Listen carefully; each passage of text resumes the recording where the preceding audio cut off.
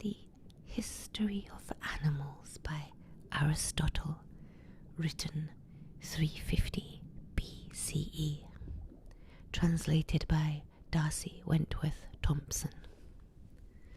Part 1.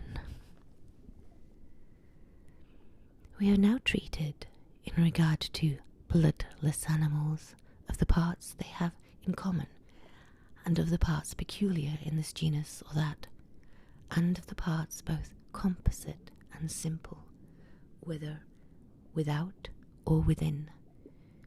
We now proceed to treat animals devoid of blood.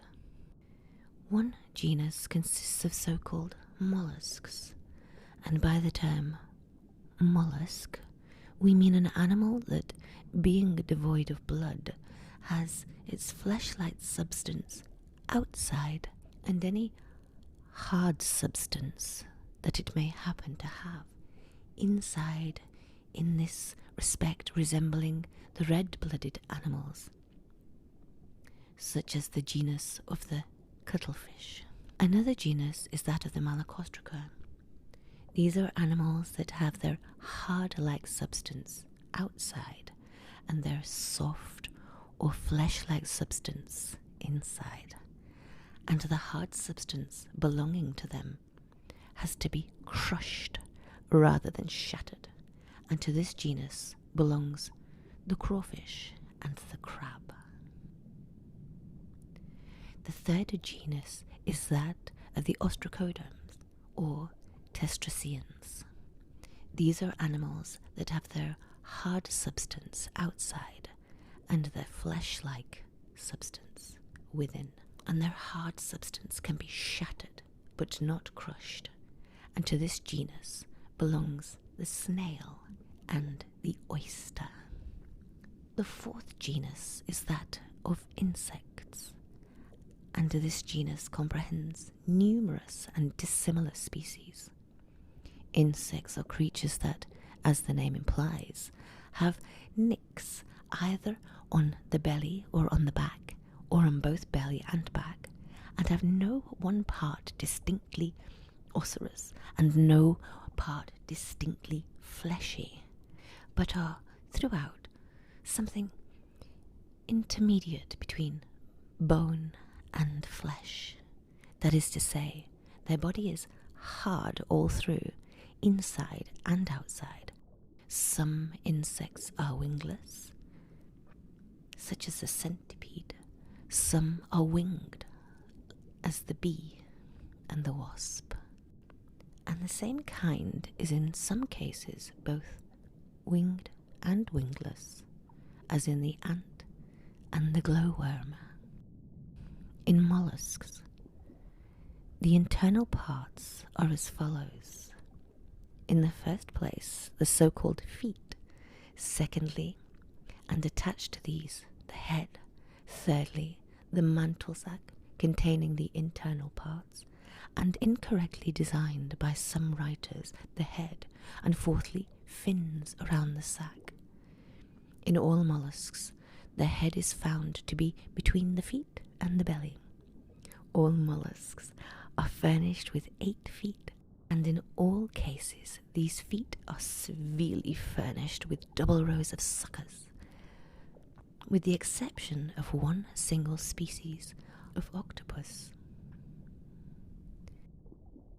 The sepia, the small calamary, and the large calamary have an exceptional organ in a pair of long arms or tentacles, having at their extremities a portion rendered rough by the presence of 2 rows of suckers. And with these arms or tentacles they apprehend their food and draw it into their mouths, and in stormy weather they cling by them to a rock and sway about in the rough waters like ships lying at anchor. They swim by the aid of their fins that they have about the sac. In all cases, their feet are furnished with suckers. The octopus, by the way, uses its feelers either as feet or hands. With the 2 which stand over his mouth, he draws in food, and the last of his feelers he employs in the acts of copulation. And this last one, by the way, is extremely sharp. It is whitish colour, and his extremity is bifurcate.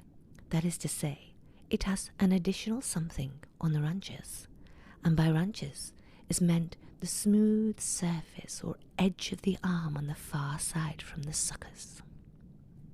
In front of the sac and over the feelers, they have a hollow tube, by means of which they discharge any seawater that they might have taken into the sac of the body in the act of receiving food by the mouth. They can shift the tube from side to side, and by means of it they discharge the black liquid peculiar to that animal. Ink.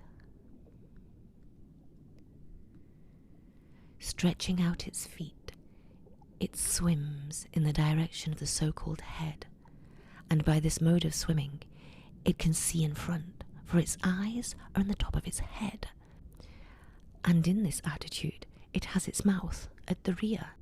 The head, while the creature is alive, is hard and looks as though it were inflated. It apprehends and retains objects by means of under surface of its arms, and the membrane in between its feet is kept full of tension. If the animal gets onto sand, it can no longer retain its hold. There is a difference between the octopus and other mollusks. Above mentioning, the body of the octopus is small and its feet are long, whereas in the others the body is large and the feet are short, so short in fact that they cannot walk on them. Compared with one another, the calamari is long-shaped and the sepia flat-shaped. Of the calamaris, the so-called tethers is much bigger, for tethers have been found as much as 5 ells long. Some sepae attain a length of 2 ells, and the feelers of the octopus are sometimes as long or even longer.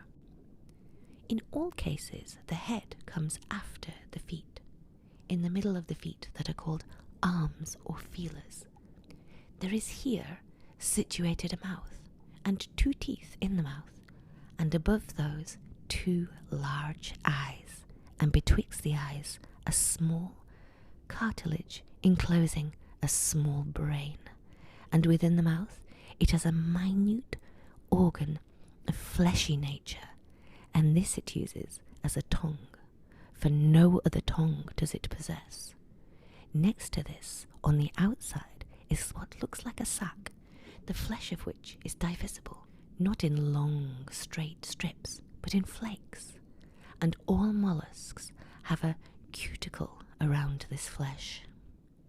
Next after, or at the back of the mouth, comes a long and narrow esophagus, and close after that, a crop or craw, large and spherical like that of a bird, and then comes the stomach, and the shape of it resembles the spiral convolution of the trumpet shell.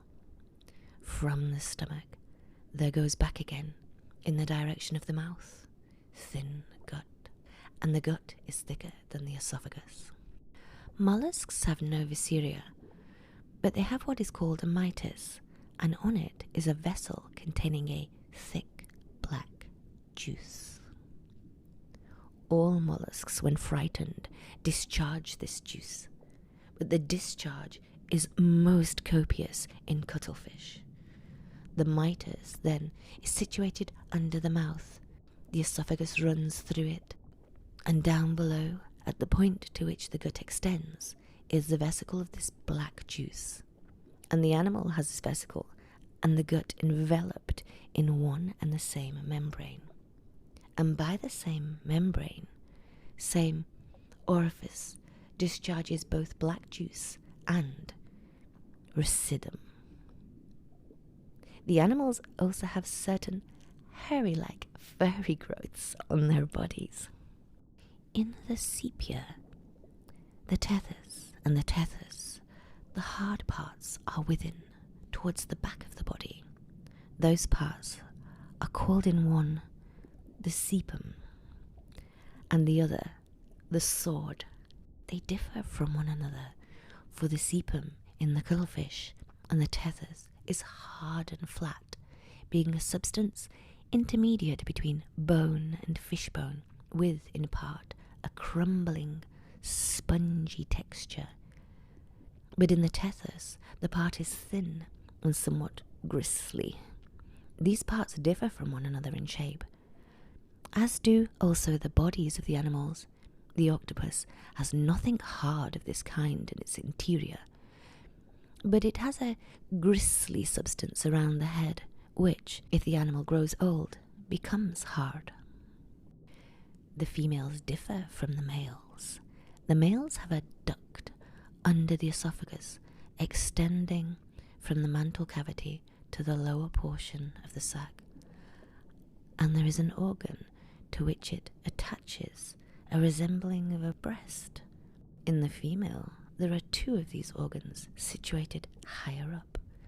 With both sexes, there are underneath these organs certain red formations. The egg of the octopus is single, uneven on its surface, and of large size. The fluid substance within is all uniform in colour, smooth, and in colour white. The size of the eggs is so great as to fill a vessel larger than the creature's head. The sepia has 2 sacs, and inside them a number of eggs, like in the appearance of white hailstones. For the disposition of these parts, I must refer to my anatomical diagrams. The males of all these animals differ from the females, and the difference between the sexes is most marked in the sepia. For the back of the trunk, which is blacker than the belly, is rougher in the male than the female, and in the male the back is striped and the rump is more sharply pointed. And there are several species of octopus.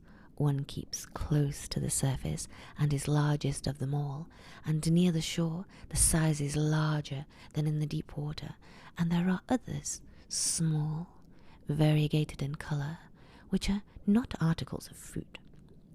There are 2 others, one called condone, which differs with the length of its legs, and having 1 row of suckers, all the rest of the mollusks having 2.